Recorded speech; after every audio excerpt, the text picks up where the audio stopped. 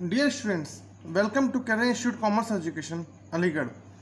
आज हम BCom course के इनकम टैक्स सब्जेक्ट में इनकम फ्रॉम सैलरीज के पे स्केल के बारे में जानेंगे।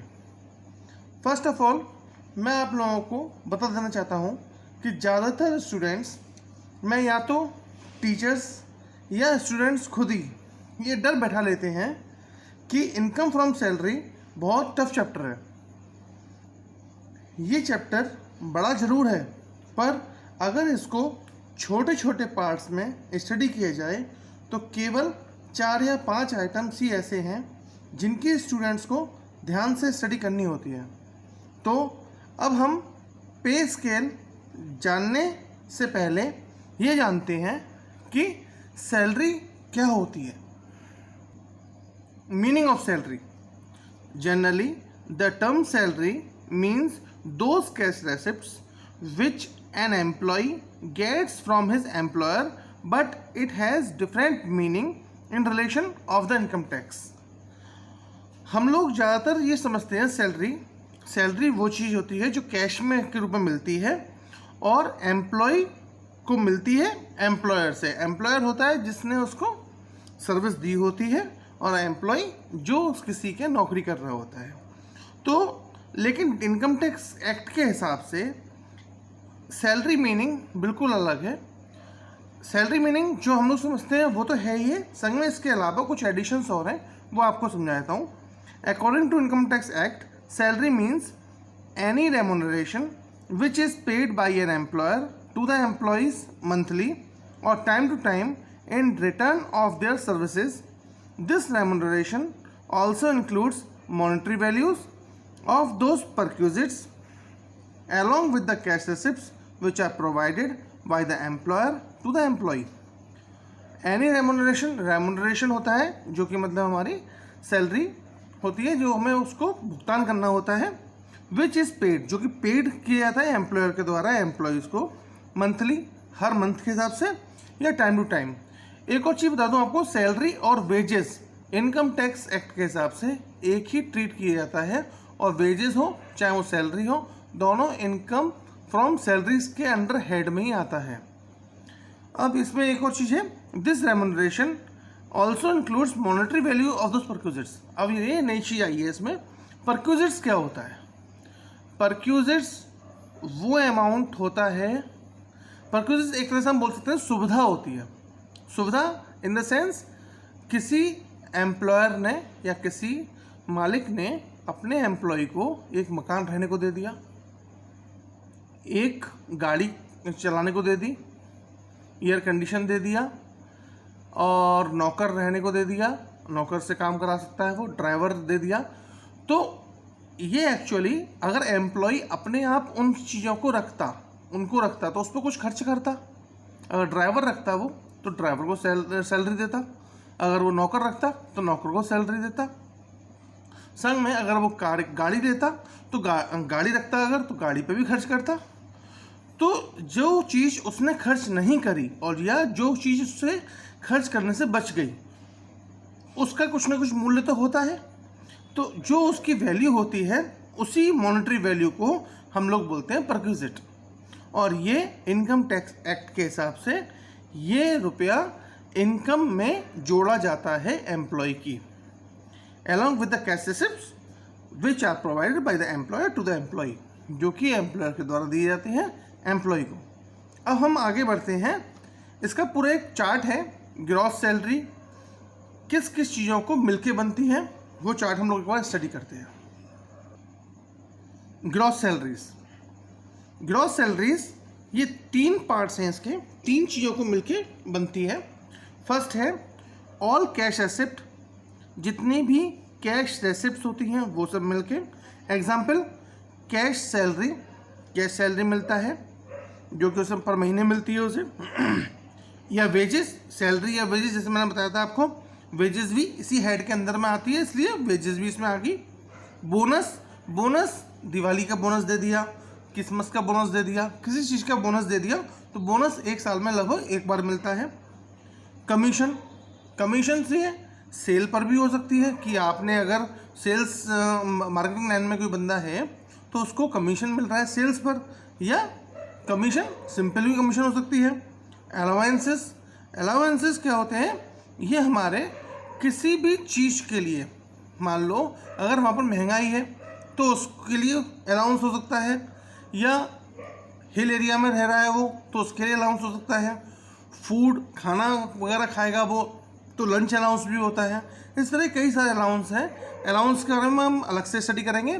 अलाउंसेस कुछ फुल्ली टैक्सेबल होते हैं, कुछ पार्टली टैक्सेबल होते हैं, और कुछ फुल्ली एग्जेम्प्टेड होते हैं।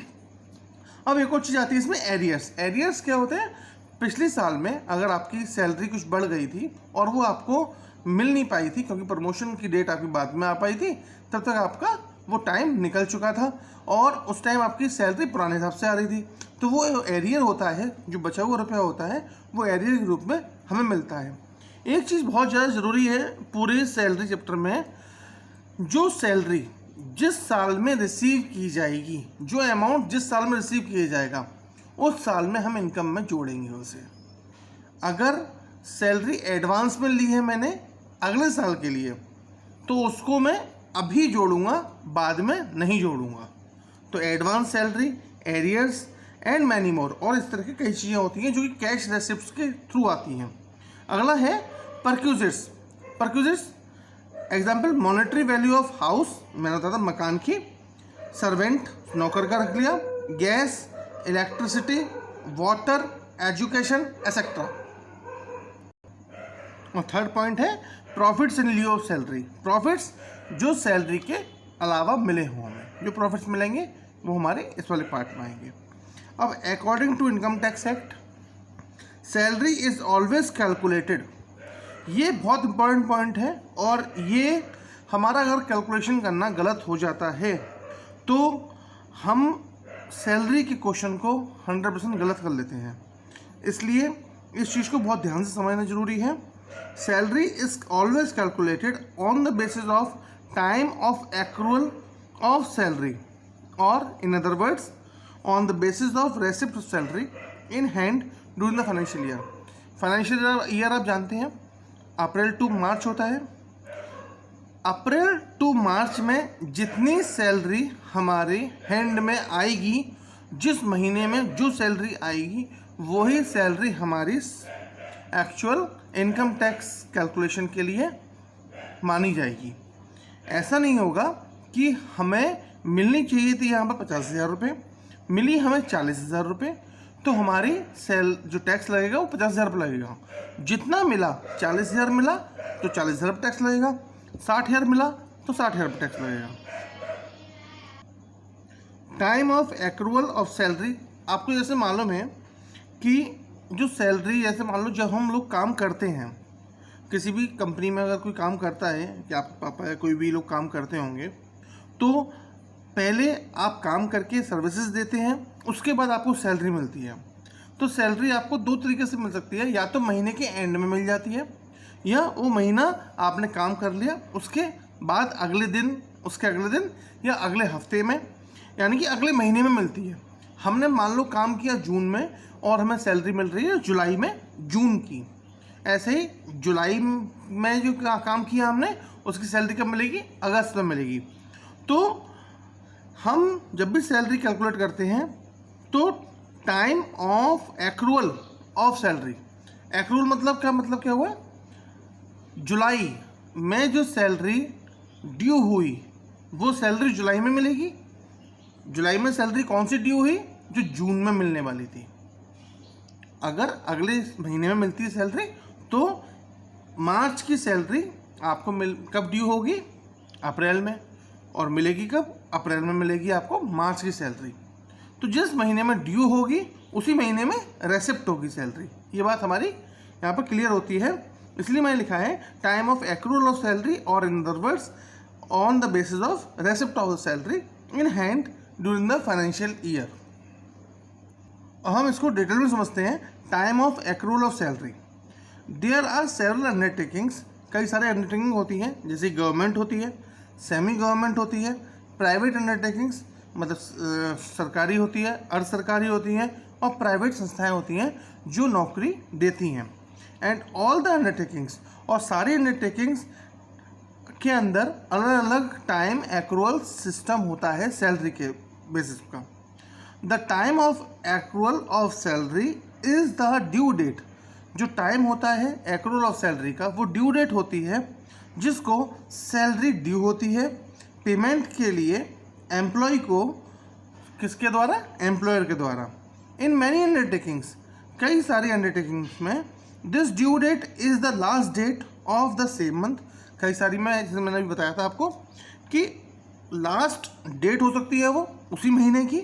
मान लो फरवरी की सैलरी है, फरवरी के आखिर में मिलेगी। मार्च की सैलरी है, मार्च के आखिर में मिलेगी। तो जिस महीने में मेरी को वो मैंने काम किया, उसी महीने के आखिर में मेरे को सैलरी ड्यू हो रही है और मिल रही है। इसका मतलब यहाँ पर कोई कंफ्यूजन नहीं होता है। और कुछ अंडरटेकिंग्स में जो हमारी ड्यू डेट होती है वो लास्ट डेट, वो फर्स्ट डे होती है मंथ की, मतलब अगले महीने की पहली तारीख ड्यू डेट होती है। तो उन अंडरटेकिंग्स में मार्च की सैलरी अप्रैल में, अप्रैल की सैलरी मई में, मई की सैलरी जून में, ऐसे ही जिस महीने की सैलरी होगी उसके अगले महीने में वो ड्यू कर जाती है।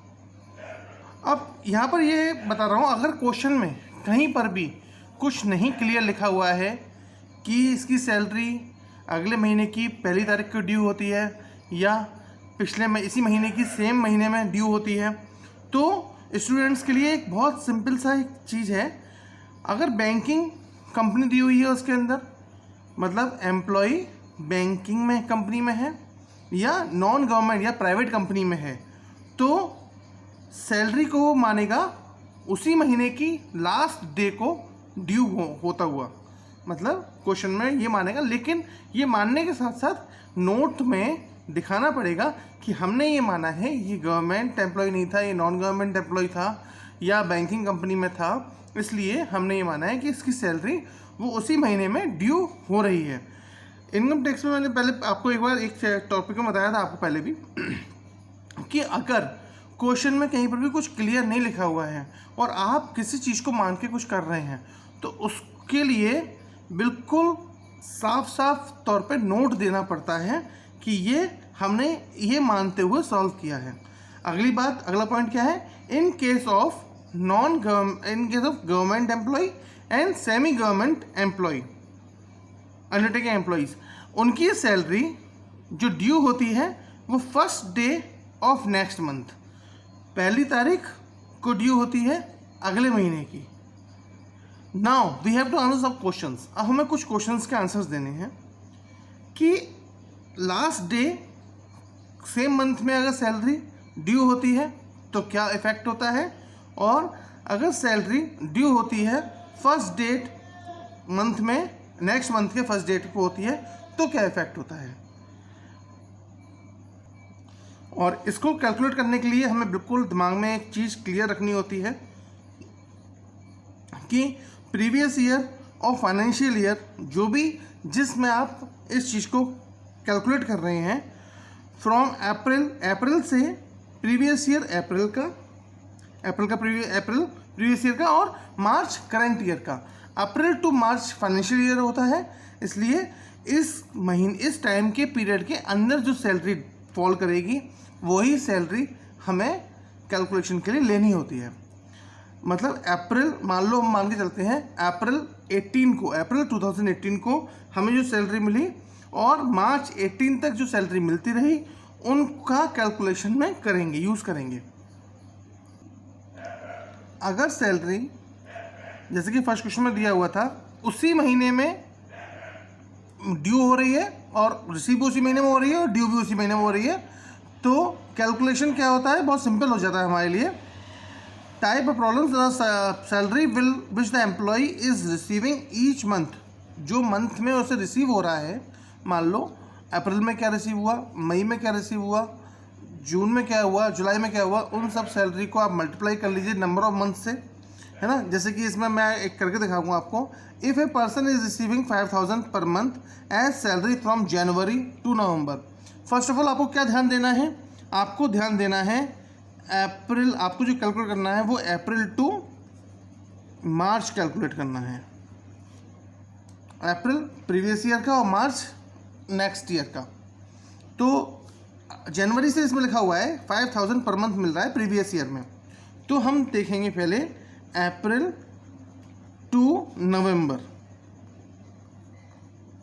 इसको मिल रहा है ₹5000 मल्टीप्लाई बाई, ये अप्रैल से आपके नवंबर तक के महीने होते हैं 8 is equal to ₹40,000।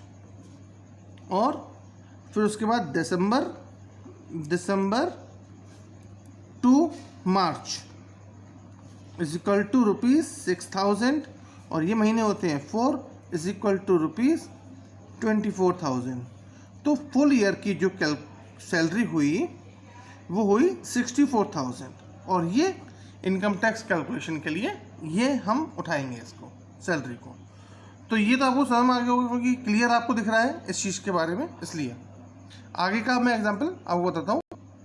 Second question है, if the salary is due on the first date of the next month के फर्स्ट डेट को अगर ड्यू होती है, means the salary of the current month will be received in the next month. जो current month की salary है वो मिलेगी मुझे नेक्स्ट मंथ में। So we can say that the February salary will be received in March, March salary in April, April salary May, and so on. By this we can say that when in the question it is given that the salary is due on first day of next month, it will be calculated as March of the previous। कहाँ से start होगा?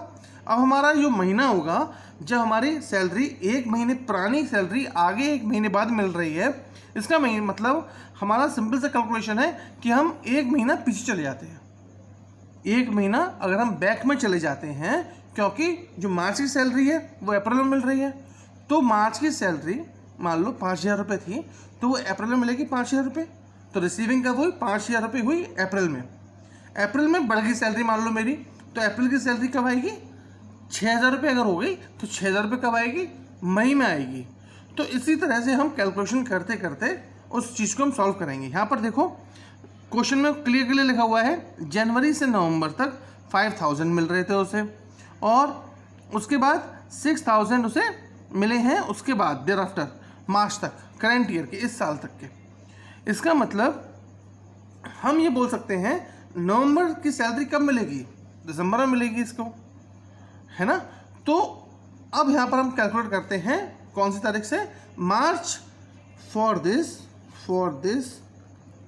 Year will be written like below. March of previous year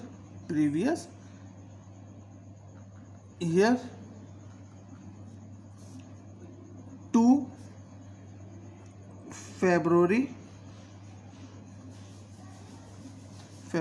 of current year। तो अब हम यहाँ पर करेंगे March two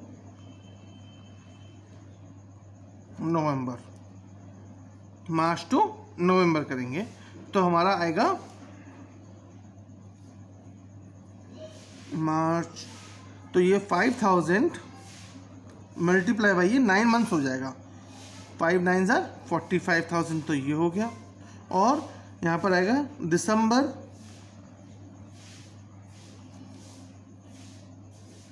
to February is equal to 6,000 into 3 is equal to 18,000। आप अगर इस तरह से करके देखोगे ना कि अगर मार्च की सैलरी, मार्च में आपको कितने थे? 5,000 थे, तो आपको वो अप्रैल में मिलेंगे। ऐसे ही जो नवंबर के रुपए हैं वो आपको कब मिलेंगे? दिसंबर में मिलेंगे, ठीक है ना। तो हमारा एक महीना हमने बैक कर लिया, सीधे सीधे इसका कैलकुलेशन है, हमारा एक महीना बैक कर लेंगे तो हमारी कैलकुलेशन सीधे सीधे आ जाएगी वो चीज़ की। क्योंकि जो हमारे 6,000 रुपये हैं यहाँ पर नवंबर के बाद दिसंबर, जनवरी, फरवरी, मार्च, लेकिन उस साल में जो मार्च आएगा, मार्च की सैलरी हमें मिलेगी अगले साल अप्रैल में, तो वो हमें कैलकुलेशन में तो आएगा नहीं। इसलिए ये 3 महीने मिलेंगे हमें 6,000 रुपये और 9 महीने मिलेंगे हमें 5,000 रुपये, और ये हमारा कैलकुलेशन होगा सीधा 13 का 1 और 63,000। ये मेरे ख्याल से आपको क्लियर हुआ होगा। अब हम अपने मेन टॉपिक पर आते हैं, व्हाट इज़ पे स्केल। पे स्केल क्या है? बहुत सारे क्वेश्चंस मिलते हैं हमें, और ज़्यादातर 90% जो एग्ज़ाम्स में आते हैं वो पे स्केल होता है उसके अंदर, और उसके बाद ही हम सॉल्व करते हैं। This is applicable in most government jobs. ये ज़्यादातर गवर्नमेंट सेक्टर में ही यूज़ होता है पे स्केल, क्योंकि आप जानते हैं प्राइवेट सेक्टर में ज़्यादातर आपका C2C बोलते हैं उसे, कॉस्ट टू कंपनी ज़्यादातर एप्लीकेबल होता है, ना कि पे स्केल। पे स्केल का मतलब हम लोग ये बोलते थे, हम लोग पहले हिंदी में बोलते थे उसे वेतनमान। वेतनमान का मतलब होता था कि हमें सैलरी, जब हम ज्वाइन कर रहे हैं तो सैलरी कितनी मिल रही है, 1 साल बाद मुझे इंक्रीमेंट में कितना रुपये बढ़ता जाएगा। तो जो यहाँ डैश करके इस तरह का होता है, दिस इज़ द स्केल। एक स्केल होता है जो हमें क्लियर व्यू देता है एम्प्लॉय को कि क्या अमाउंट उसे सैलरी के रूप में मिलेगा जब वो जॉब को स्टार्ट करेगा। और बिकॉज ऑफ दिस स्केल, इसलिए the salary of the employee changes every year. और इसी वजह से जो सैलरी है एम्प्लॉय की, वो सेम डेट को, जिस तारीख को उसने पे स्केल उस पर लागू हुआ था, या जिस तारीख को उसने वो संस्था या ऑर्गेनाइजेशन ज्वाइन करी थी, उस तारीख से उसका वो पे स्केल चेंज हो जाएगा। जब उसने ज्वाइन किया था या उसने स्टार्ट किया था, पे स्केल उसका उस पर एप्लीकेबल हुआ था। Pay scale is shown as, pay scale as show होता है 11,000, 1,000, 15,000। तो इसका मतलब यहाँ पर क्लियर दिख रहा है आपको 11,000, इसका मतलब उसकी सैलरी जो फर्स्ट डे में पहली बार जब पे स्केल लागू होगा तब उसकी सैलरी होगी 11,000, और ये 1,000 रुपये से हर साल बढ़ेगी। और कब तक बढ़ेगी? जब तक इसकी सैलरी 15,000 नहीं हो जाएगी, तब तक इसकी सैलरी बढ़ती रहेगी। इसका मतलब है कमेंसमेंट उसका जॉब होगा 1 जुलाई को।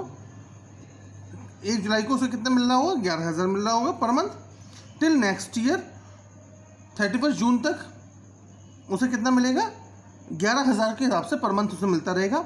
और 1 जुलाई जैसे ही उसका अगले साल का लगेगा, उसको 1,000 उसमें ऐड हो जाएगा और उसकी सैलरी चेंज होकर 12,000 रुपये हो जाएगी।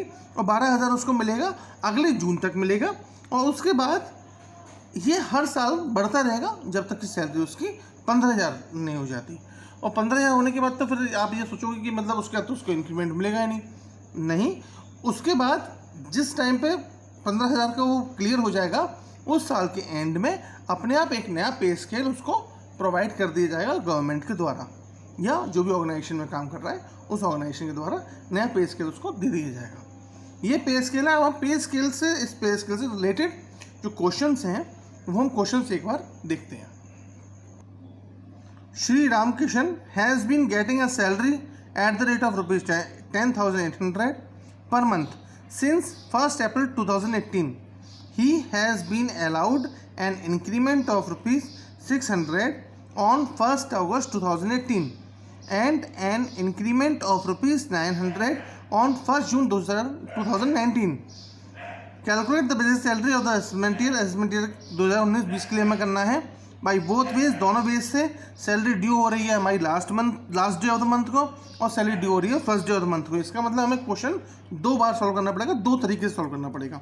तो मैं इसलिए इसको मैंने 2 पार्ट में डिवाइड कर देता हूँ उसको। अब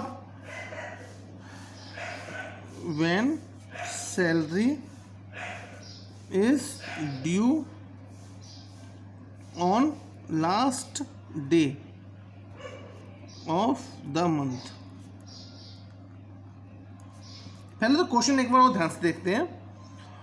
ये जो उससे सैलरी मिल रही है 10,800, 1 अप्रैल 2018 से मिल रही है, उसको इंक्रीमेंट 600 रुपये का हो रहा है 1 अगस्त 2018 से, मतलब अप्रैल में उसको मिल रही है इतनी। तो अप्रैल की सैलरी कब मिलेगी? इस केस में अप्रैल में मिलेगी। और जो ये वाला केस है, when salary is due on first date of next month,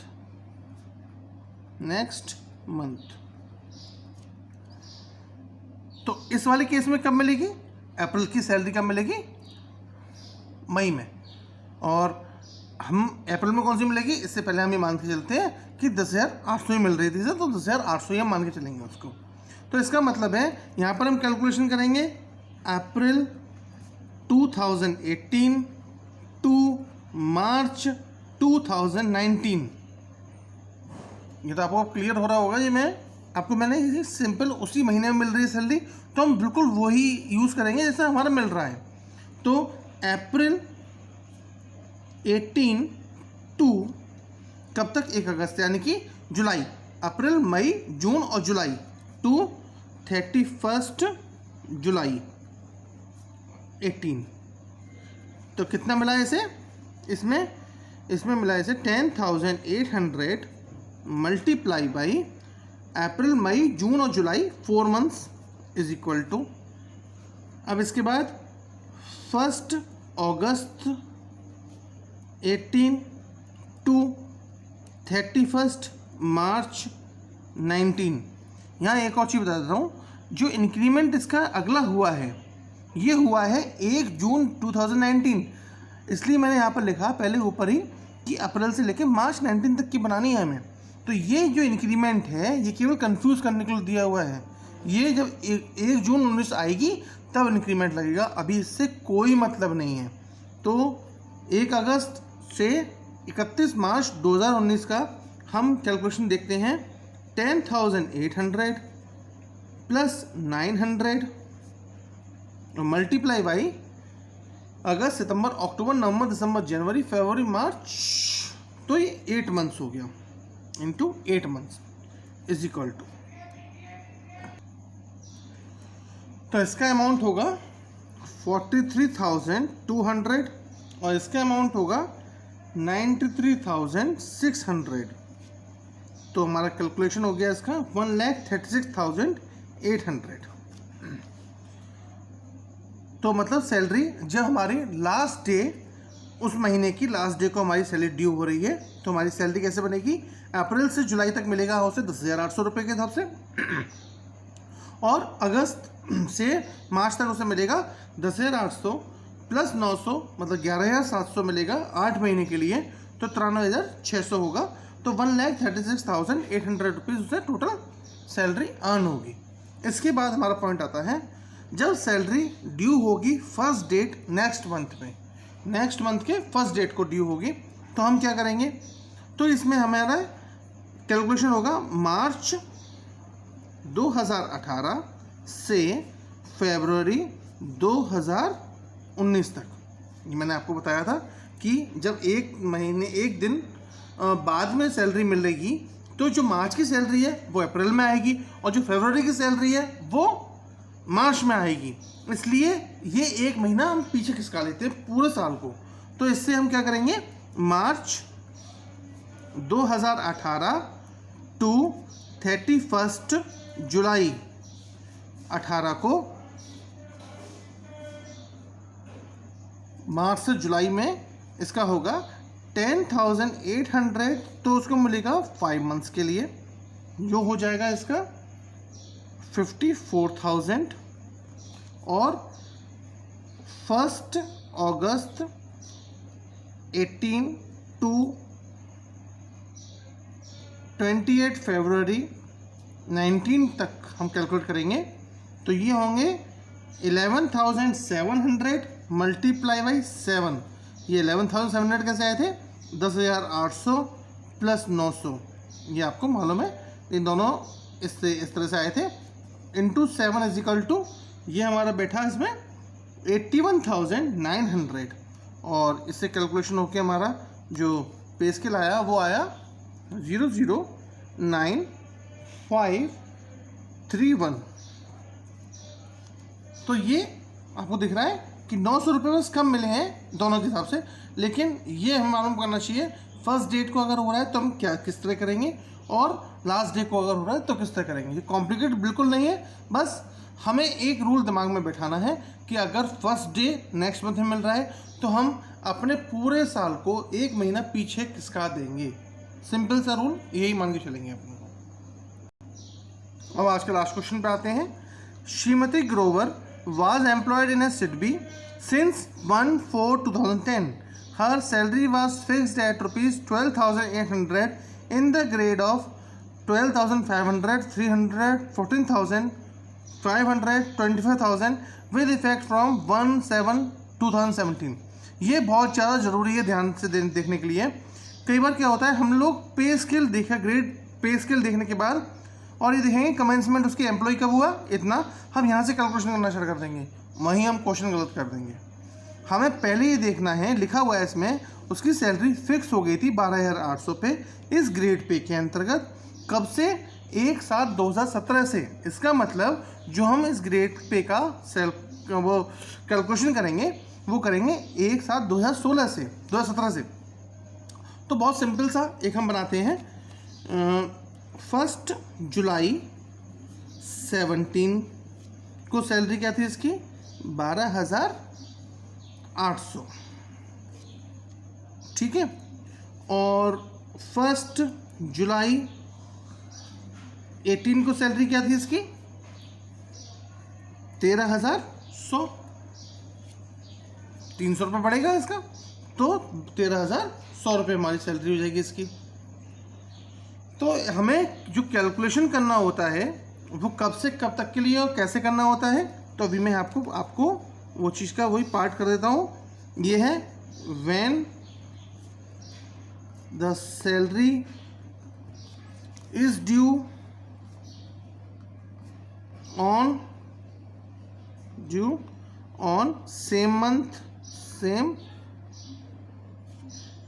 month, और यहाँ पर हम करेंगे when salary is due on first date of next month.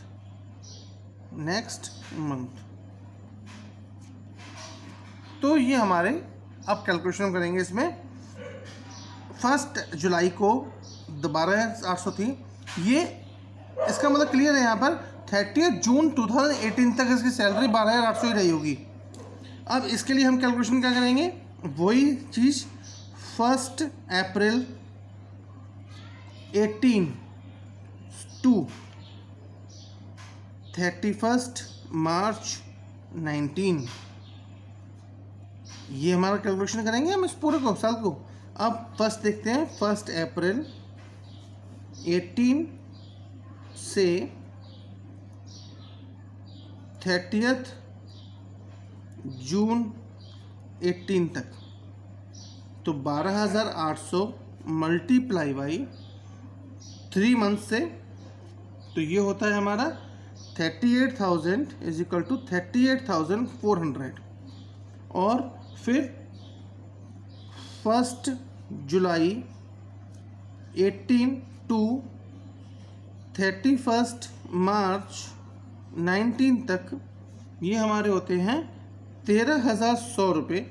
1 जुलाई 2018 को 13,100 रुपये हो गई, और मल्टीप्लाई बाई ये होगा 9 मंथ से, तो ये होगा 1,17,900। टोटल सैलरी इसकी आई 13 का 1, 8 और 9, 17, 16, तो 1,56,300 रुपीज़ ये इसका सैलरी बनी इस हिसाब से। अब हम देखेंगे जब first date of next month को सैलरी ड्यू होती है तो क्या होता है इसका असर। तो हमारे लिए इसमें ईयर कौन सा होता है, 1 मार्च 18 टू फरवरी 19 तक कैलकुलेट करेंगे। तो अब हम यहाँ पर आते हैं, तो 12,800 ये होगा मार्च 18 टू जून 18 तक, तो मार्च, अप्रैल, मई और जून 4 महीने, तो इंटू 4 हो जाएगा यहाँ पे। और ऐसे ही ये तो हमारा दोनों एक ही चीज़ का हो गया। इसके बाद सेकंड चीज़ होगी हमारी 13,100 रुपये मल्टीप्लाई बाई 8 महीने। ये 8 महीने कौन से होंगे, 1 जुलाई 18 टू 31 तो नहीं आएगा, 28 फरवरी 19 तक। तो अब हम यहाँ कैलकुलेट करते हैं, तो ये कितना हुआ, तो इसका अमाउंट होता है 12,800 इंटू 4 से 51,200 और 13,100 इंटू 8 से 1,04,800। तो हमारा टोटल जो होगा वो 0 0 10 और 10 2 और 10 1 6 हो गया, यहाँ 5 हो गया और ये 1 हो गया। जो 300 रुपये का इंक्रीमेंट था वो कम पड़ा है इसमें, तो इसका मतलब ये हमारा कैलकुलेशन क्लियर हो गया। आपको ये चीज़ क्लियर हो चुकी होगी पे स्केल के हिसाब से, क्योंकि पे स्केल बहुत ज़्यादा वो ज़रूरी है। आपको आगे मैं कोई कई चीज़ें समझाऊंगा इसमें, जैसे कि rent free house calculation, education का अलाउंस होता है हमारा, हॉस्टल अलाउंस होता है, HRA होता है। HRA का मैंने वीडियो पहले से आपको शेयर कर भी चुका हूँ पहले से मैं, और काफ़ी चीज़ें होती हैं, लेकिन उन सब में जो सैलरी मीन्स होता है वो चेंज होता रहता है। और सैलरी मीन्स जिस चीज़ में चेंज होगा उसमें अगर पे स्केल वाला क्वेश्चन दिया हुआ है और नेक्स्ट मंथ वाला क्वेश्चन दिया हुआ है या सेम मंथ का दिया हुआ है, तो वहाँ पर हर जगह पे कन्फ्यूज़न आपका हो सकता है। लेकिन अगर आपने पे स्केल को ढंग से किया हुआ है तो पे स्केल से रिलेटेड कोई प्रॉब्लम आपको सैलरी चैप्टर में नहीं आएगी। अगर आपको ये वीडियो पसंद आया हो तो प्लीज़ लाइक पे क्लिक कीजिएगा और इस वीडियो को शेयर कीजिएगा और सब्सक्राइब पे क्लिक करना ना भूलें, क्योंकि इस इनकम टैक्स और बाकी और चैप्टर्स और सब्जेक्ट्स से रिलेटेड आपके वीडियोस इस चैनल पे आते रहेंगे, इसका नोटिफिकेशन आपको मिलता रहे। Have a good day and stay home and stay safe. जय हिंद।